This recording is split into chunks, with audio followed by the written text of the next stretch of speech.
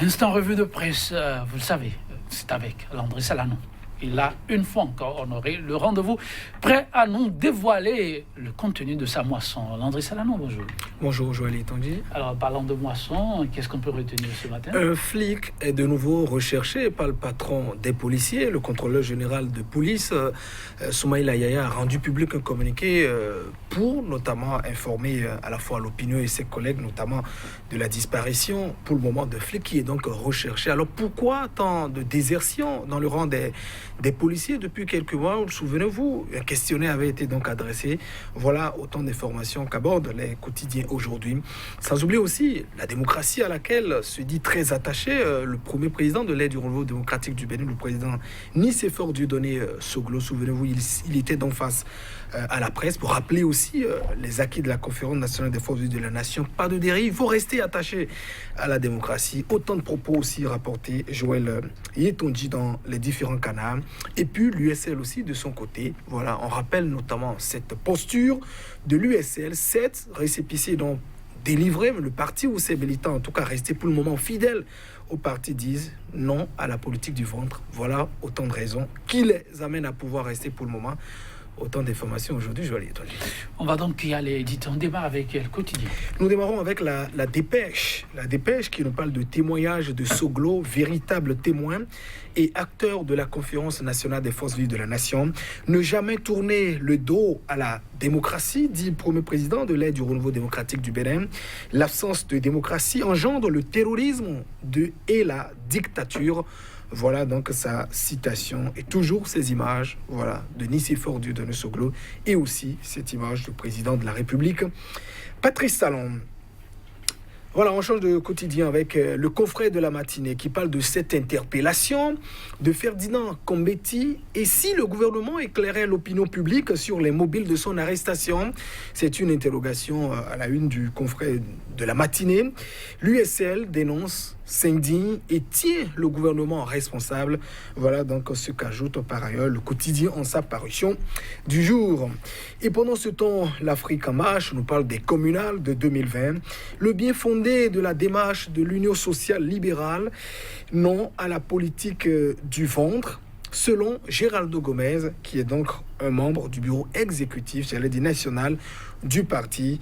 Le journal qui rappelle d'ailleurs les mobiles qui sous-tendent aujourd'hui la position du parti l'Union sociale libérale.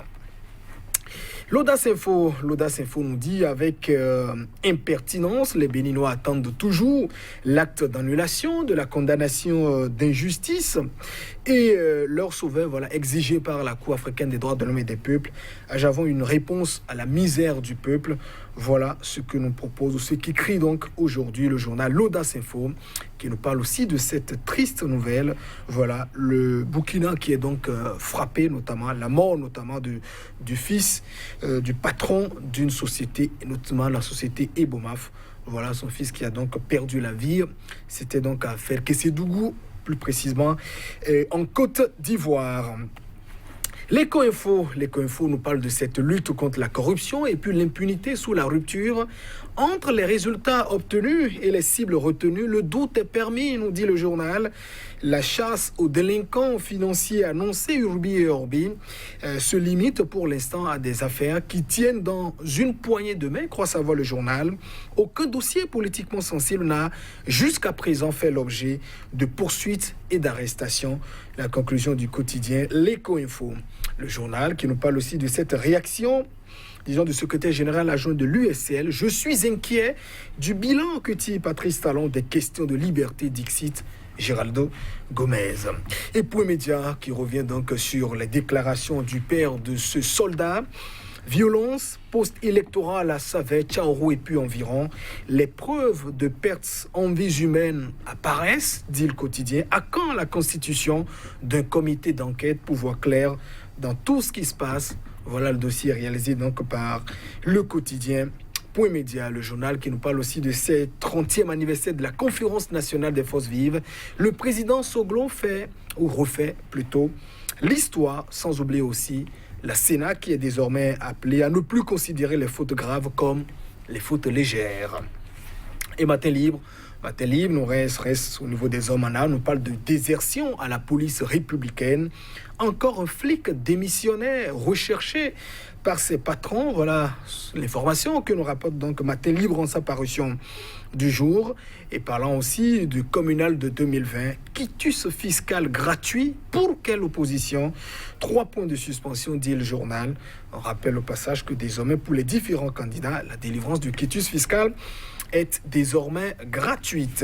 Et nous finissons comme la tradition l'exige, les jeudis avec le déchaîné du jeudi, les images et les propos, le quotidien de l'hebdomadaire satirique qui nous parle ce jeudi de la crise autour du récépissé chez les Foscori.bn émergents. L'épître de Saint-Paul, nous dit le journal en manchette avec ses propos. Récépissé dit voilà Sa Majesté bien dans son, dans son fauteuil, récépissé, moi dada Paul is no good, je dis,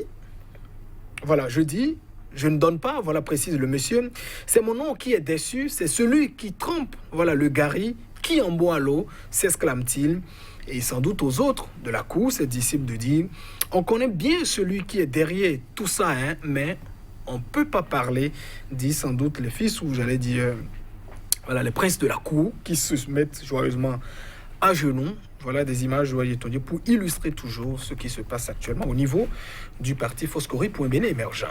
Oui, c'est pas le sourire, la joie n'est pas au rendez-vous. La joie n'est pas au rendez-vous aussi au niveau des hommes en uniforme. Croit savoir la Matin Libre, encore, comme une petite complainte de nos confrères, un flic recherché.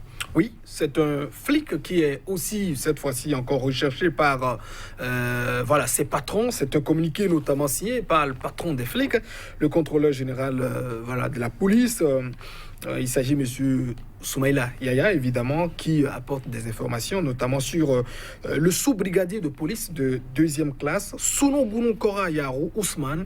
Voilà, le matricule est évidemment donné. Voilà, il faut donc rappeler qu'il était donc en service au commissariat du 1er arrondissement de Djougou, et notamment, il a pu déposer, il a pu introduire, une note de démission sans avoir dit le communiqué, rempli les différentes conditions. Par la suite, il a aussi déposé le paquetage et abandonné simplement le service depuis, tenez-vous tranquille, depuis le 17 novembre 2019.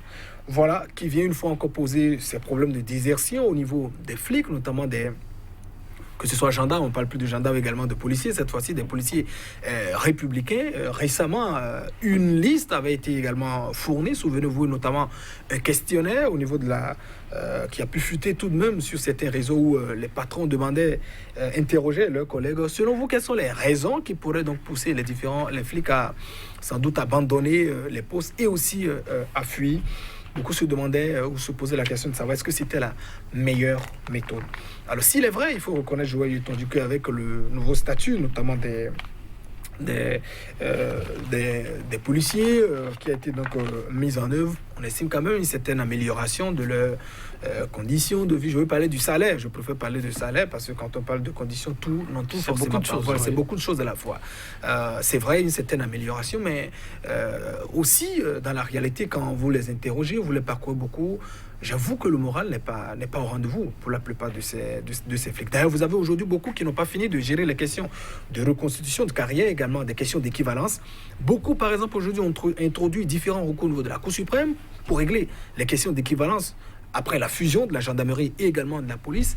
Et ces cas que nous observons notamment récemment, nous avons un compatriote policier qui a été donc brûlé, dans la commune de Banikwara, de Kérémou, notamment dans la zone de localité de Kérémou. Le gouvernement, mais officiellement, on nous parle donc des braconniers qui sont donc intervenus. La situation parfois aussi que nous avons vécue depuis la disparition de notre compatriote Franck Fiak Gbedji, disons-nous de plus en plus pour les flics, le moral n'est pas au rendez-vous. Et vous en avez beaucoup qui disent, voilà, on préfère peut-être partir, on va déposer. Et la stratégie, parfois, trouvée par d'autres, c'est simplement de fuir et de s'en aller, de trouver de mieux être. Ce qu'il faut faire, peut-être installer des cellules de crise, des psychologues, les interroger, de savoir qu'est-ce qui ne va véritablement pas. Il ne suffit pas de payer un gros salaire pour estimer que vous êtes bien. parce qu'évidemment, quand vous avez un boulot, ça doit vous apporter deux choses, à la fois l'épanouissement que vous devez avoir et notamment la passion de ce que vous exercez. En tout cas, le gouvernement sait à quoi s'en tenir. Oui, il faut beaucoup de suivi au niveau de ces hommes, on en a besoin. Un fils de perdu, c'est beaucoup pour la nation. Nous allons faire un autre arrêt. 30 ans de la conférence des forces vives de la nation, un monument qui reste toujours vivant, Nissi Fossoglo. La dépêche nous rapporte certains de ses propos et là, placade à sa une, si on tourne dos à la démocratie, eh bien, salut les dégâts. Oui, ne jamais tourner dos à la démocratie. Nous avons fait l'expérience depuis 30 ans. Voilà, une certaine stabilité pour le Bénin, une constitution révisée récemment. Ça ne nous a forcément pas empêché d'aller d'exercer tout ce que nous voulons. Alors, Nicéphore Dieudonné Soglo estime quand même, ce qui est aussi un point de vue partagé par beaucoup de personnes aussi, que tourner dos à la démocratie, c'est évidemment dangereux. On se souvient toujours de ces heures sombres que nous avons vécues en République du Bénin sous la période du PRPB. Liberté embrigadée, personnes emprisonnées, questions d'ainsi de suite. Et c'est ce que nous observons depuis au moins 3 ans à l'arrivée du régime de la rupture. Ça n'est pas bon. Il y a beaucoup de principes, beaucoup d'acquis qui sont systématiquement remis en cause, où on se pose des questions.